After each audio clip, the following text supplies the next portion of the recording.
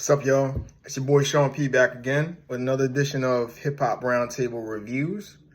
So today, I'm coming back to do the formal review of the Metro Boomin and Future album that came out. I know I told you in my last post about Kendrick Lamar and his diss verse that I was gonna come back and do it. So we're gonna do what we usually do. I'm gonna talk about what I liked, what I didn't like, and we're gonna sum it up in the end. So let's get to it.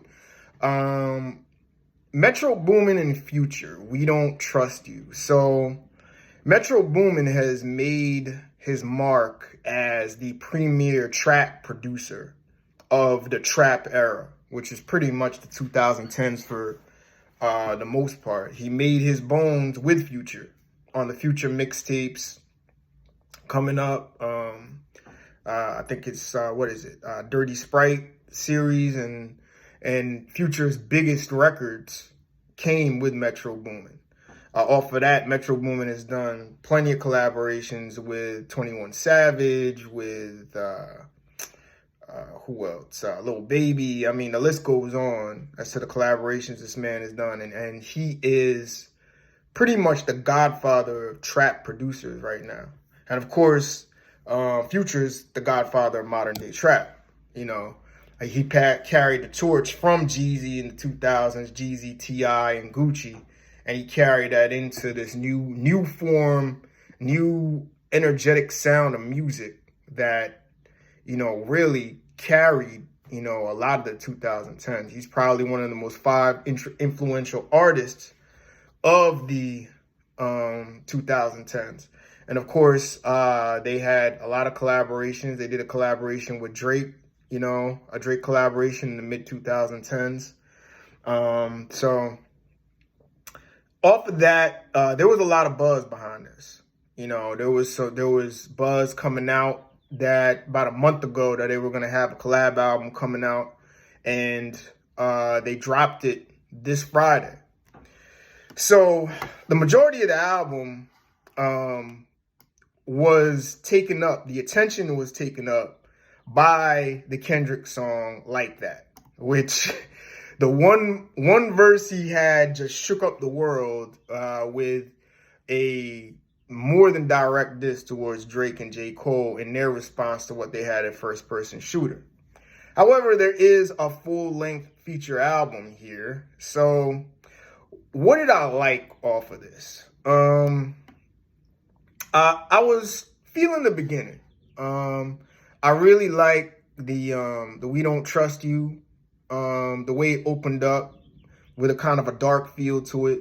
Then it went right into Young Metro, which is one of my favorite records on there, which of course features The Weeknd. And the thing I like about it is it's like The Weeknd is really like somewhat of a voice in the background. You really don't know it's him, but you can feel it's him. You can feel his presence on that record, even if he's just somewhat, you know, maybe humming in the background. So I just love that presence. That was a really well done, hard put together album, hard put together cut right there.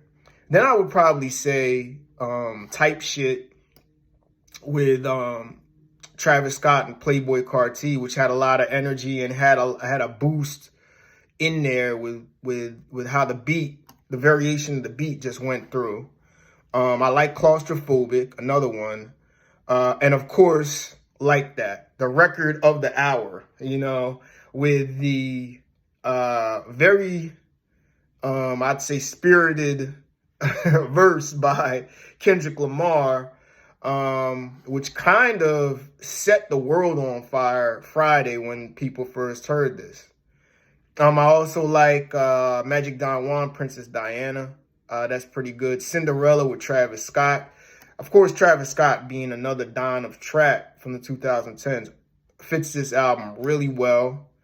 Off of that, I also like the soulful feel, the way he mixed the soul sampling and Everyday Hustle, and Rick Ross's verse at the end just smoothed the whole track out.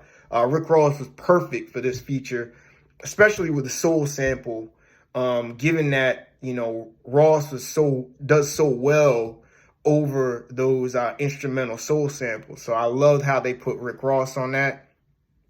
Then I'll probably finish out with WTFYM. You know, I'd also finish out with that. So those were my strong cuts from the album. And overall, in the context of the album, it had a dark feel. It had somewhat of a feel of they were going at somebody. What I mean is Metro and Future. And the backdrop to this story is that this album was low-key a diss towards Drake. Apparently, Drake and Future had a falling out, and they're not cool anymore, to the point where Rick Ross is not following Drake on Instagram. Metro Boomin ain't talking with Drake no more. Whole bunch of stuff's going on. So this album, even though it's like, it's calculated, there's something calculated there. I mean, Future's referencing some things. He's referencing a female. I know on first couple of cuts, we don't trust you and Young Metro. He's referencing a female, which could be involved with a certain significant Canadian rapper. I don't know. But there definitely was a tone to this album that was really kind of dark and kind of calculated towards people. And I don't know, you know, it could be speculation that Future's talking about certain people, but who knows? So what didn't I like? Some of the joints on here, like Ice Attack, Fried, She's a Vibe, what is it, GTA, Seen It All. I mean, a lot of these songs were just redundant. I mean, I found Future. See, this is the problem with Future. Future is so one-dimensional in his concepts that you just kind of just get tired and burnt out by midway through the album, man. It's all right, dude. How many times you gonna talk about how much you got this ice, what you doing with females, you know what I mean, and how many drugs you doing, you know? It's like, all right, bro, we get it, you know what I mean? So conceptually, this is a real basic album. There's nothing really to that. I think the production and the features carry this album. Future was Future, and he's had more energy on other tracks, but I think the dark tone of this record kind of fits him. You know what I mean? Kind of fits what he was doing, if you will. So it's not bad, but some of these songs I could do without. Like, literally after Everyday Hustle with Ross, they could have ended the album. Seriously. Like, and see, this is the thing about trap projects. Once you've heard one, you've heard them all. It's the same type of album, whether it's Little Baby or Little Durk or Future or 21 Savage, even though 21 Savage's new album actually is different.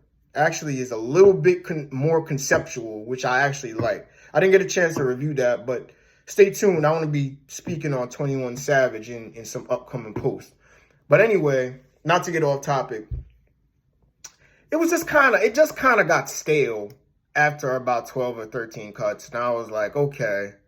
I did like how they try to use Prodigy in this, and Prodigy's words and Prodigy's voice in between tracks, because it kind of set the dark tone of that. You know what I mean? It set the dark tone of that. Even though I really wasn't feeling the Quiet Storm remix feel. Like, I think they should have left that alone. Like, Quiet Storm doesn't need to be really, you know, used in a trap record. You know what I mean? I'd leave that sample and that record alone.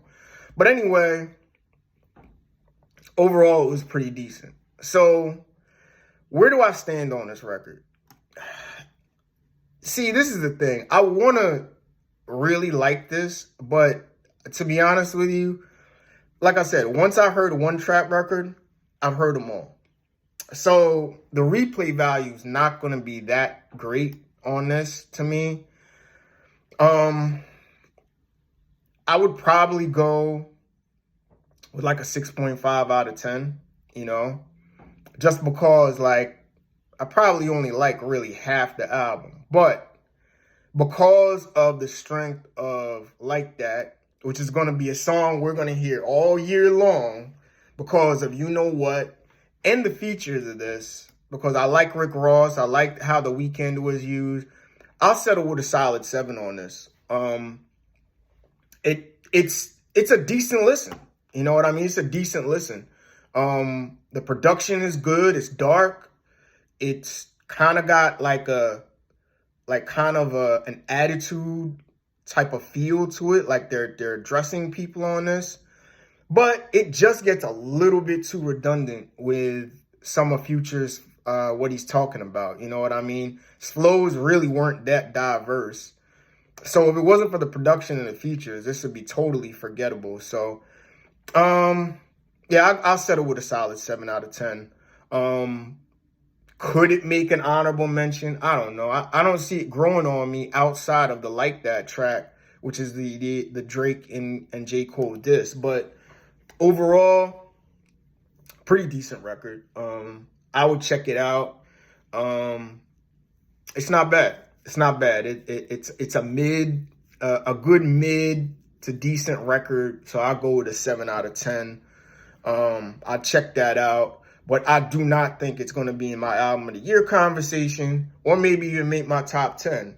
I mean, we'll see how the year plays out. Maybe it makes, a list of the ones that were pretty decent, like maybe an honorable mention. That's as far as I could go with this. But I don't know. We got to see how this year plays out. So, Metro Boomin and Future, We Don't Trust You. I'm going with a solid 7 out of 10. Check that out. Tell me what you think. Were you feeling this? Am I a little bit too harsh on this? Was this better? Is it maybe one of the best trap albums you've heard in a while? I don't know. Not to me. Once you heard one trap album, you've heard them all. So I'll sell it with a solid 7 out of 10. And go check that out. So next week, I'm going to be back with some more posts. We got some albums to talk about. I do want to address some of the top albums of the year. I'll probably do like a quarter year sum up, because I got time to catch up and I didn't do some reviews. So what I'll do is I'll catch up on some albums, including 21 Savage and Benny the Butcher, who I do think have some pretty good projects out. So with that, enjoy the rest of y'all Sunday, and I'll catch up with y'all at another time. All right? Peace.